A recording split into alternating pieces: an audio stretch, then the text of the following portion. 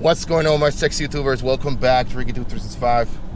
My name is Rick, and this is your channel, guys. And today, we're gonna talk about something out of the norm, guys. Today, we're gonna be talking about the CISSP and how you will pass the CISSP certification. I see many videos with this title on the subject, and I was like, you know what? I'm gonna make a video about it. As of right now, I have not passed the CISSP certification. I did attempt it once in September. I passed 6 domains above proficiency, and then I failed 2 domains, domain 4 and 6 below proficiency level. I did not run out of time, but I kind of. My last I took way too many time reading the questions and just taking my time thinking that I was gonna stop at question 100. I went very, very confident that I knew my material. I even took 2 breaks. Anyway, the case is that I failed the first time I went. But now I'm testing again in May the 3rd. I feel much more confident with the material. And the only way that I have been becoming more confident with the material is by sticking to the process. So many people are going to tell you, you need 4 months, 6 months, 7 months, 8 months, 2 decades to study for the CISSP. Maybe to them, but I happen to think I'm an average guy. I'm not super smart. I don't have a photographic memory. I cannot read 100 pages in 2 seconds. You know what I mean? Like this guy.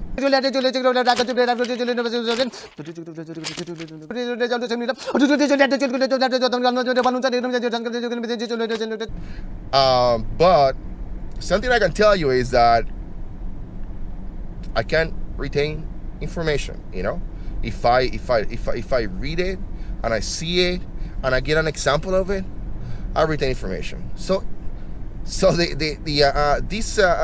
to pass this test, you need to retain the information. You need to have like a clear picture of what they're talking about. GDPR. What the heck is GDPR?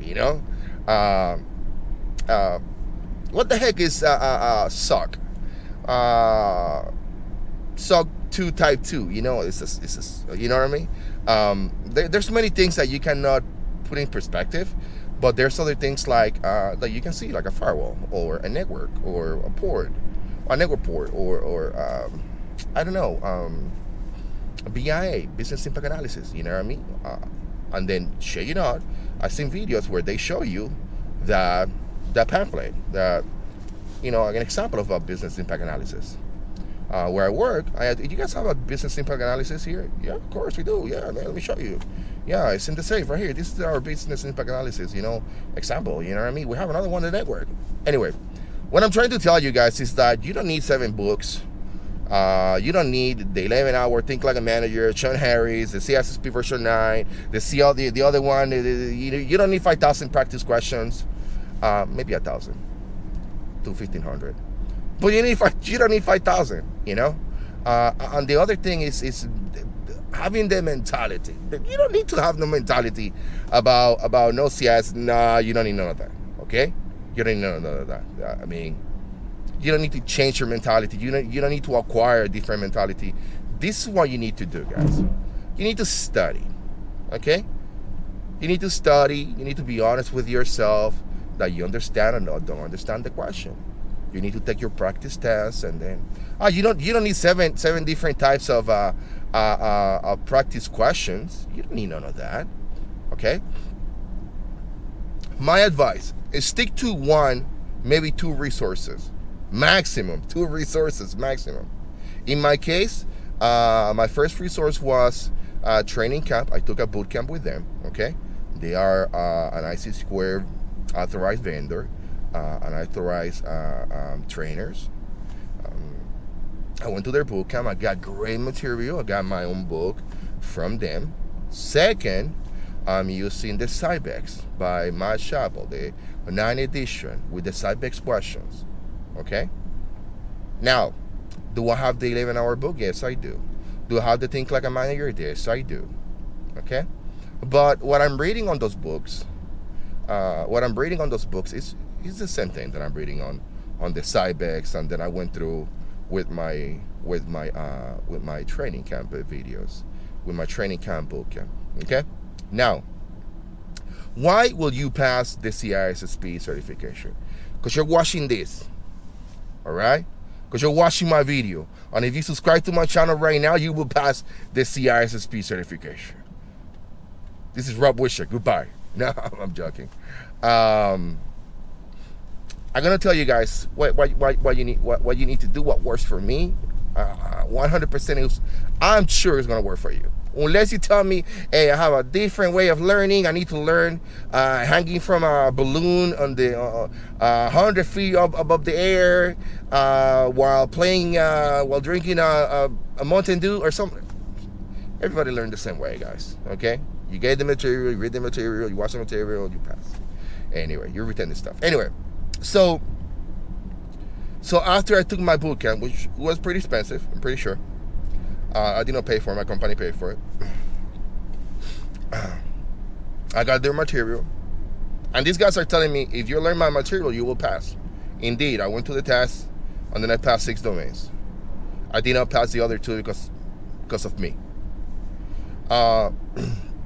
Stick to 2 resources. You know, if you don't have any experience on this CISSP, you definitely need to attend a boot camp. You definitely, 100%. But if no, you'll be fine with Mike Chappell and maybe Thor. I would say maybe Mike Chappell and Luke Ashmed, Study Notes and Theory. That guy is just amazing. If you want to learn something in detail, if you have trouble with a concept, and I know he charges for his content. I think it's $30 a month. I'm still paying for that. And before you start looking into YouTube, go to his website. Before you go to YouTube, and there's great material out there. Go to Study Notes and Theory and search if he has something on I don't know, on cryptography.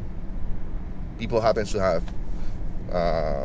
problems with cryptography or certificate, or with encryption, with private key and public key. Just go to this website and just submerge yourself in that information the way that he teaches you. Because he's just not telling you from the instructor perspective. He's telling you from the actual guy doing it, which is just amazing. And he's like down to earth. I mean, every time I have a question about something I don't learn or anyway, so go to him first. So I will say those things, you know. Get two at minimum, maximum 2 sources of information. Don't bombard yourself with 7, 8. I mean, it's too much. I think 2 is too many. But people can hold 2, I think, you know. But now when you start in 3 different ways of teaching, 3 different ways of, material, and they're going to tell you the same, just in, I don't know. Stick to 2. You got to test yourself. You got to test yourself every day.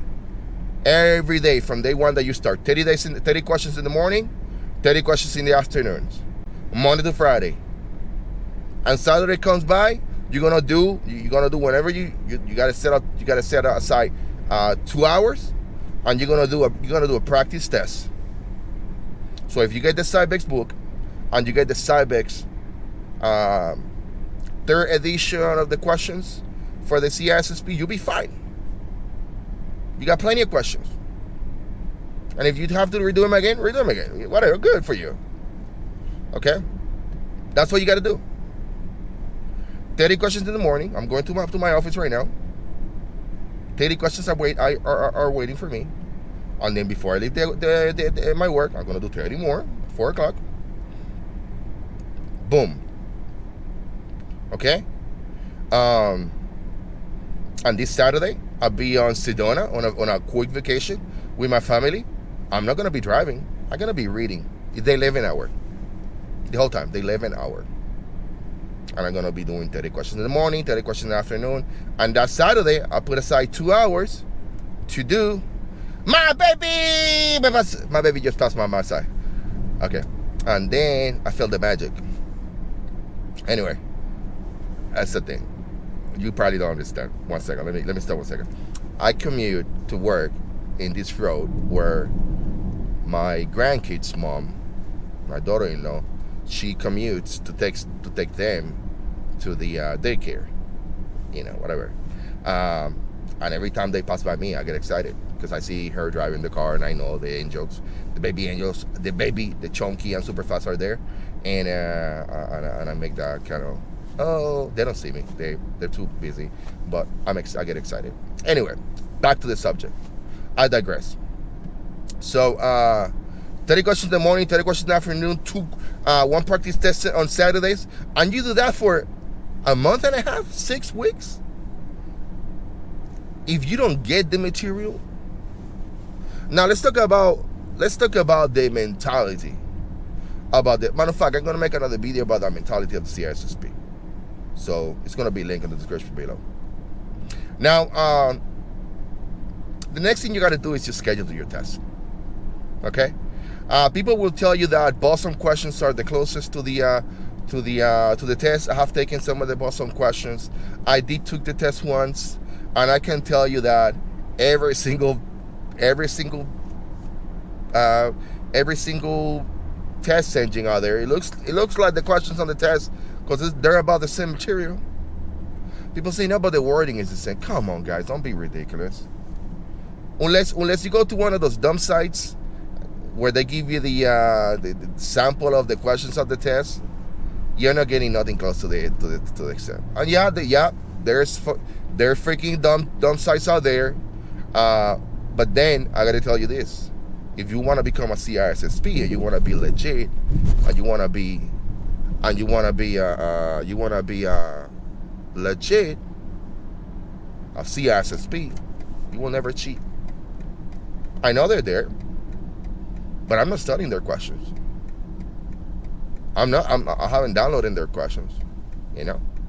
I failed the test once, and I'm not gonna do it because I have something called integrity.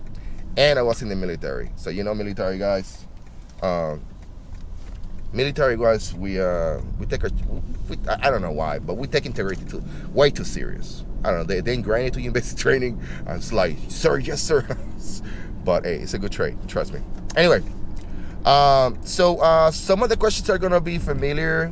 They will familiarize with the questions on the test.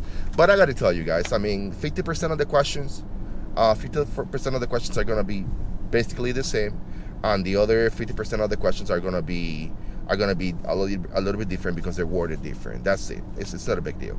Anyway, please watch my video about the mentality of the CISSP and why I'm saying that it's not a thing. It's really not a thing.